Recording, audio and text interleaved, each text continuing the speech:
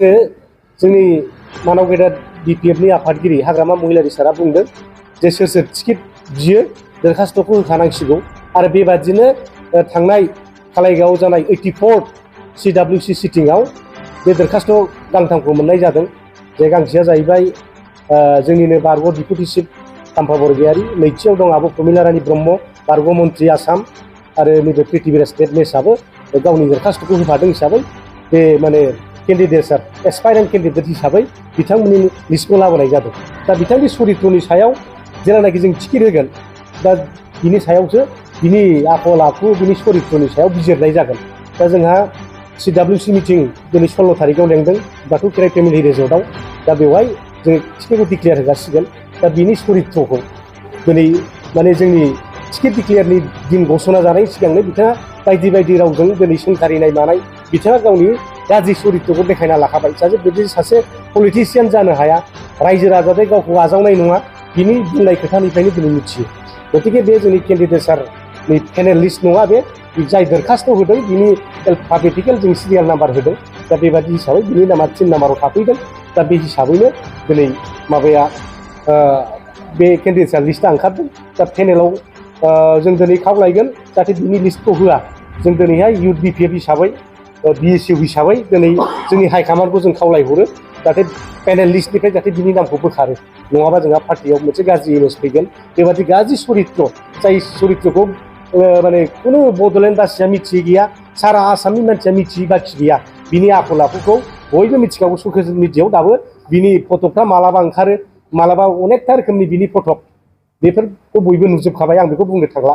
दा बयबो दिनै मिथिजोबगौ। दा गतिके रायजो राजाफ्रा बिसार बिबेसना खालामनायनि गेजेरजों जोंनो खोमा खोमा बुंहरदों जाहाथे बिनि नामखौ पेनेल लिस्टनिफ्राय बोखारो। दा गतिके आंबो दिनै इउथ आरो BSUनि जानानै बिथांनि नामखौ पेनेल लिस्टनिफ्राय बोखारनानै जाहाथे बै सानै व्यक्ति दंबावो आब' प्रमिला रानी ब्रह्म आरो खाम्फा बरगयारी, बे सानैनि गेजेरनिफ्राय जाहाथे सोरबा सासेनि नामखौ जाहाथे घोषणा खालामो। आं गिबियावनो मिडिया बिथांमोननिसिम साबायखर जासिबाय आरो दिनैहाय बेयाव जों प्रेस मिट लेंदों।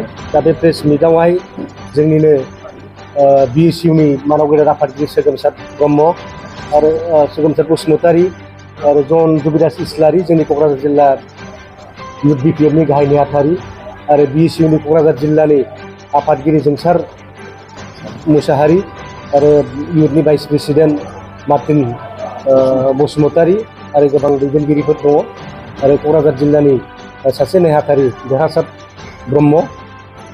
दिनैहाय बे प्रेस मिट लेंनायनि गुबै थांखियानो जाहैबाय जोंनि डिपुटि चिफ बारग'नाय मानाव गेदेर खाम्फा बरगयारी बिथांखौ साननैसो सिगांनिफ्रायनो प्रिथिबिराज देबनेस होननाय सासे व्यक्तिया दिनै गाज्रि रावजों सोंखारिबाय थादों।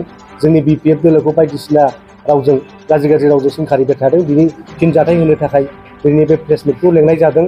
दा बेवहाय जोङो इउथ BPF हिसाबै आरो BSU हिसाबै जोङो थोंजोङै बिथांखौ सोंखारिनो लुबैदों जे बिथाङा बेबादि गाज्रि रावनिफ्राय जाहाथे गोजानाव थायो आरो जोंनि डिपुटि चिफ बारग'नाय मानाव गेदेर खाम्फा बरगयारीखौ जाहाथे सोंखारिनायनिफ्राय गोजानाव थायो।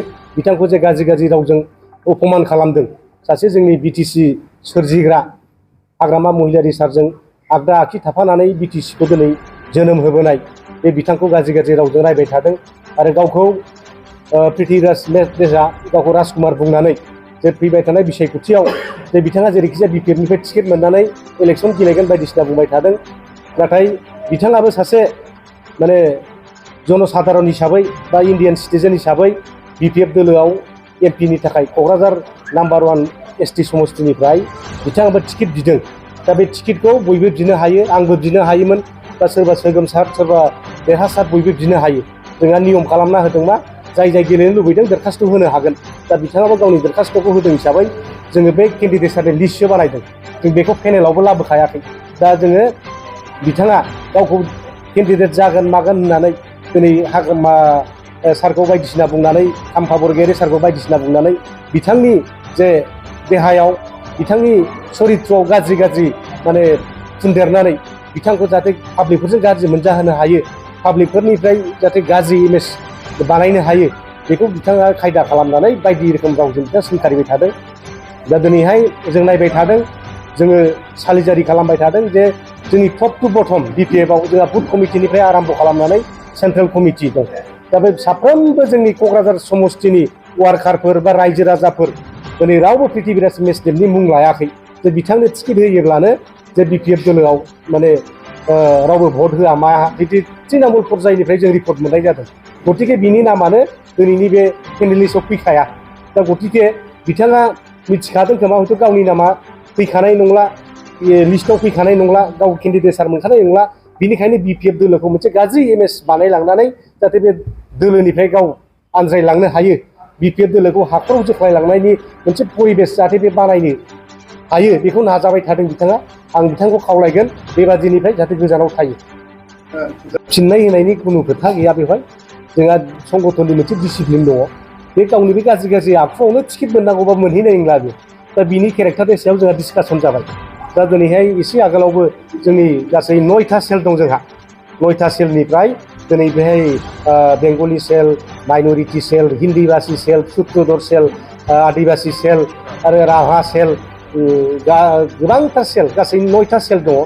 बे सेलनि गासिबो आफादगिरि गाहाय नेहाथारि बिथांमोना प्रेस मिट खालामबाय जाहाथे बे प्रिथिबिराज मेसनि नामा जाहाथे केन्डिडेट लिस्टआव फैनो मोना आरो बिनि नामाव सर्सा जानो नाङा टिकेट होनाया। दिनै बयबो रिकुवेस्ट खालामदों। दा बिनि सायाव हयथ' जोंनि आफादगिरि बा जायफोर माने जोंना बै कोर कमिटि मेम्बार जायफोर टिकेट सेलेक्सन खालामग्रा, केन्डिडेट सेलेक्सन खालामग्रा बिथांमोना निस्सय बे बाथ्राखौ सानगोन आरो जोंबो इयुथ आरो BSUनिफ्राय बेखौनो खावलायहरदों जाहाथे बिथांमोनहा जोंनि हाइकामान्डआ जाहाथे प्रिथिबिराज मेसदेबनि जाहाथे मुंखौ लाया केन्डिडेट बासिनाय समाव, जाहाथे बेखौ बिथांमोनाबो जाहाथे गुरुत्व लायो बेखौ जों खावलायनो लुबैदों। जोंनि साफ्रोमबो BTC बासि रायजोफोरखौ हारसायानो जा बर'आनो जा जेखि जाथियानो जाया रायजो राजाफ्रा गोनो गोथो जानो नाङा। जों सासे मोजां व्यक्तिखौनो घोषणा होगोन आसा खालामनानै दङ आरो निस्सय जोंनि हाइकामान्डआ मानिगोन जोंनि जे लुबैनायखौ। ओंखायनो सोरबा प्रिथिबिराज मेसनि बाथ्रा लानानै जोंनि समाजाव गोनो गोथो लाबोनो नाङा।